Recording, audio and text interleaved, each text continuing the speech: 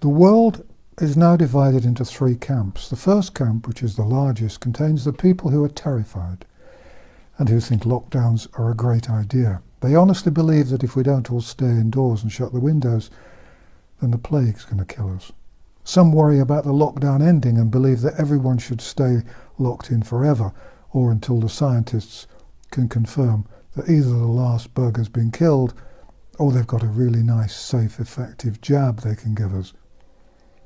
This camp includes those trade union leaders who are insisting that their members will not go back to work until they've all been equipped with the full regalia: gowns, hats, masks, goggles, gloves, white rubber boots, special socks.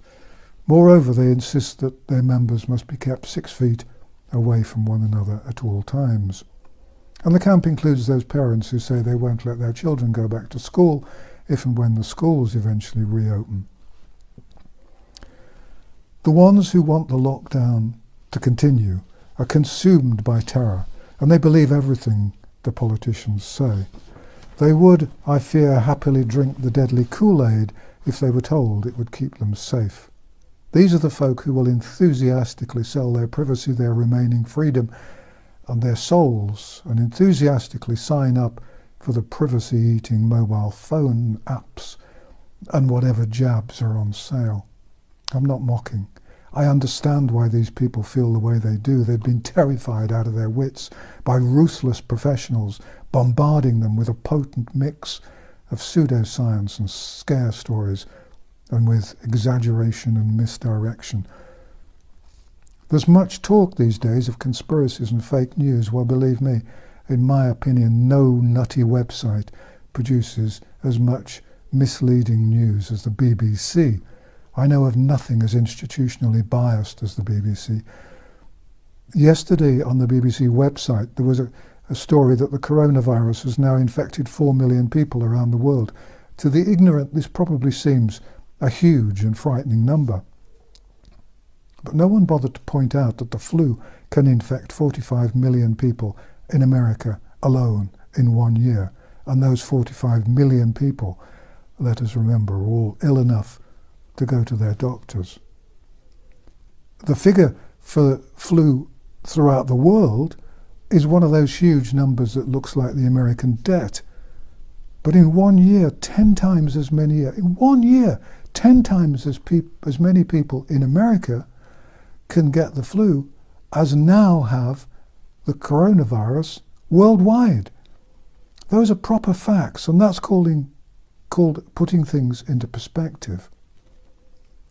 Here's another good fact. Between the middle of March and the middle of April in 2019, there were in New York State around 13,000 deaths from heart disease, cancer, flu, strokes, murders, accidents, and so on.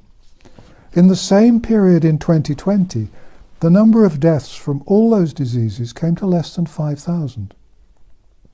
That's just a bit more than a third. But there were a lot of deaths from COVID-19. How can this be? Have doctors in New York suddenly and secretly found secret wonderful cures for cancer and heart disease and everything else? Or am I being unduly cynical in wondering if it's possible that a lot of people who really died of something else have been officially listed as having died of or with the coronavirus? That's been my suspicion for many weeks now. And there's been lots of other evidence to support that. The statistics are bad enough, but the thing that really infuriates me is that no one in authority seems to care that real people are suffering because of these stupid policies. In newspapers and on TV, we've been exposed to a lot of pictures of people who tragically died with the coronavirus and a few who died of it. But we haven't had any pictures of the people with cancer or heart disease or whatever else who are going to die because their treatment's been stopped. There are lots of people who are going to die sooner than they should because their treatment has been halted. Their pictures won't appear on the TV or in the tabloids, and there are already at least 10 times as many people in this category as there are in the COVID-19 category. In the UK, the evidence shows that the hospitals in many parts of the country are half empty, And those doctors and nurses not dealing with coronavirus patients are standing around wondering where all the patients went. Please don't bother reaching for the thumbs down button, because it's true, and attacking me isn't going to change the truth. Politicians are enjoying their new power, and I'm afraid they don't give a damn about you and me. If this false crisis ever ends, waiting lists for urgent surgery are going to be years long. Millions will be waiting for life-saving surgery, radiotherapy and so on. Doctors and nurses know this is happening, and they don't want it to happen. But they're doing what they're told to do by the moronic advisors and bureaucrats and politicians who probably goose-step to work every morning. And as a few Germans discovered 75 years ago, it isn't enough to say, I was doing just what I was told to do. Doctors and nurses should stand up and speak out. I know it may endanger careers. I buggered up my career long ago by speaking out. But this is far more important than anyone's career. And when the time comes to decide who screwed up and who's responsible for hundreds of thousands of unnecessary deaths, the politicians and the bureaucrats will disappear and wriggle out of the responsibility. It'll be the doctors and nurses who allowed all this to happen, who'll be the ones to pay the price in their souls, if nowhere else. Despite all this, however, there are still millions of people who believe in the lockdowns and the social distancing. They're terrified out of their wits, and they're frozen in obedience. The second camp is the smallest of the three. It consists of people who believe that the coronavirus scare has been wildly oversold.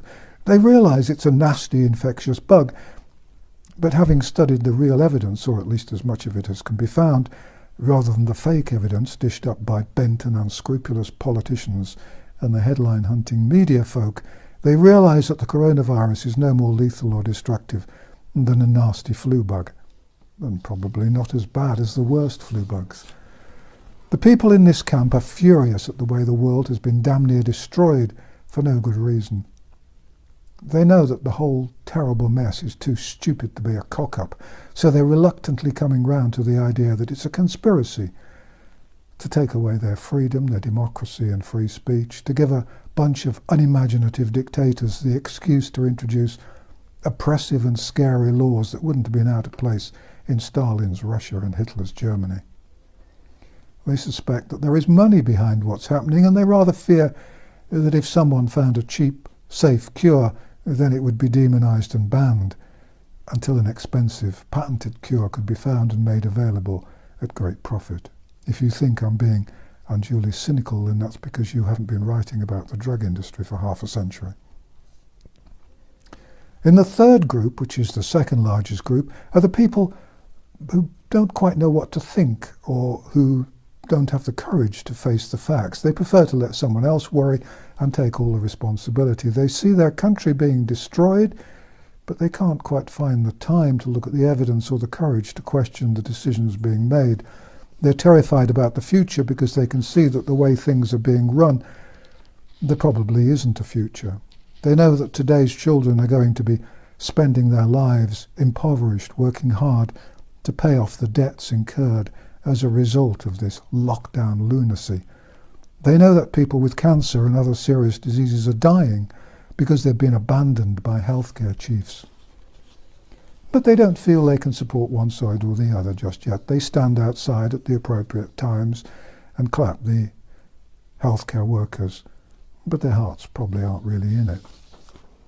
It's the people in this third group that I honestly can't understand.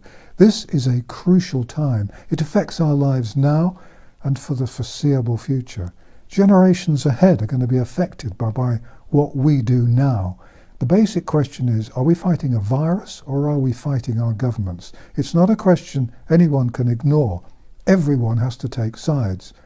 If you decide that the politicians are being honest and that their advisors are entirely competent and accurate, then you can put yourself in the first camp and just pray that you'll be saved by the mathematicians with their models and the politicians with their threats, and hope that the alleged plague doesn't kill you and your loved ones. But if you think that the politicians are lying in the way that they always do, and that the advisors are plucking figures out of thin air, or that for whatever reason the figures are being manipulated and the lockdowns are going to do far more harm than good, then you're spiritually in the second camp, and you should do everything you can to fight for freedom and for our future. You should fight and fight and fight, because if you don't, then we're all sunk. I firmly believe that our only hope is to convert as many people as possible from the third group and to persuade them to join the second group. Only when the skeptics outnumber the gullible will any of us have any sort of future. Thank you for watching and listening. Actually, the listening's far more important than the watching, because who wants to look at an old bloke in a chair? I'm one of the disposable generation. And thank you to all of those who've left kind comments. Bless you. Please subscribe to this channel, and please share this video with as many people as you can. I really believe this is so important. Take care and be kind to one another. The bastards can't take that away from us.